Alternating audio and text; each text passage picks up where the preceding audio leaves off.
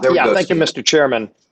I want to thank you for having this here. I want to thank our three witnesses for coming as well. Clearly, you're seeing a lot of concern being expressed by members on both sides, both Republican and Democrat, about the way that your social media platforms are run, and especially as it relates to the fairness and equal treatment of people. I know I've had a lot of concerns, shared it with some of you individually over the last few years about whether it's algorithms that seem to be designed sometimes to have an anti-bias against conservatives. But look, we all agree that whether it's illegal activity, bullying, those things ought not be permeated through social media. But there's a big difference between stopping bullying and violent type of social media posts versus actual censorship of political views that you disagree with. And I think I want to ask my first question to Mr. Dorsey, because there have been a lot of concerns expressed recently about that unequal treatment. And I'll just start with the New York Post article. I think a lot of people have seen this. This article was censored by Twitter when it was originally sent out. This is the New York Post, which is a newspaper that goes back to 1801, founded by Alexander Hamilton. And for weeks, this very credibly sourced article right before an election about Hunter Biden was banned by Twitter. And then when you contrast that, you have this Washington Post article that was designed to misportray a conversation between President Trump and the Georgia Secretary of State. Since parts of this have been debunked, and yet this article can still be tweeted out. I want to ask Mr. Dorsey, first of all, do you recognize that there is this real concern that there's an anti-conservative bias on Twitter's behalf, and would you recognize that this has to stop if this is going to be, Twitter is going to be viewed by both sides as a place where everybody's going to get a fair treatment? Yeah, we made a total mistake with the New York Post. We corrected that within 24 hours. It was not to do with the content. It was to do with a hacked materials policy. We had an incorrect interpretation. We don't write policy according to any particular political leaning. If we find any of it, we route it out. So regarding the Washington Post, we will make mistakes, and our goal is to correct them as quickly as possible. And in that case, we did. Mm-hmm.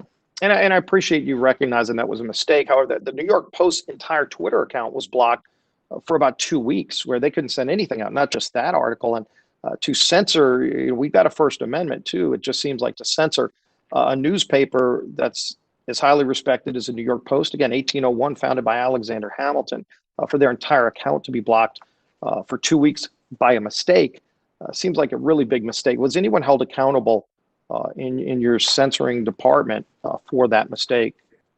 Well, we don't have a censoring department, but I agree. Who made the decision then to block their account for 2 weeks? We didn't block their account for 2 weeks. We required them to delete the tweet, and then they could tweet it again. They didn't take that action, so we corrected it for them. Even though the tweet was accurate.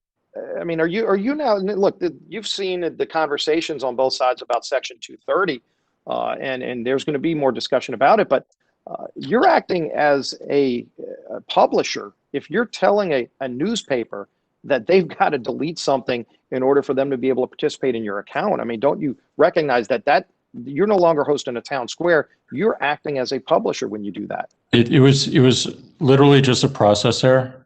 This was not against them in any particular way. We require, if we remove a violation, we require people to correct it. We change that based on they're not wanting to delete that tweet, which I completely agree with. I see it, but it is something we learn. Like we learned. Okay, well, let me go to the New York. Now let me go to the Washington Post article, because this article can still be tweeted. I don't know if it was ever taken down. It contains false information. Even the Washington Post acknowledges that it contains false information. Yet their tweets today on your service that still mischaracterize it in a way where even the Washington Post admitted it's wrong, yet those mischaracterizations can still be retweeted. Will you address that and start taking those down to reflect what even the Washington Post themselves has admitted as false information? Our misleading information policies are focused on manipulated media, public health, and civic integrity. That's it.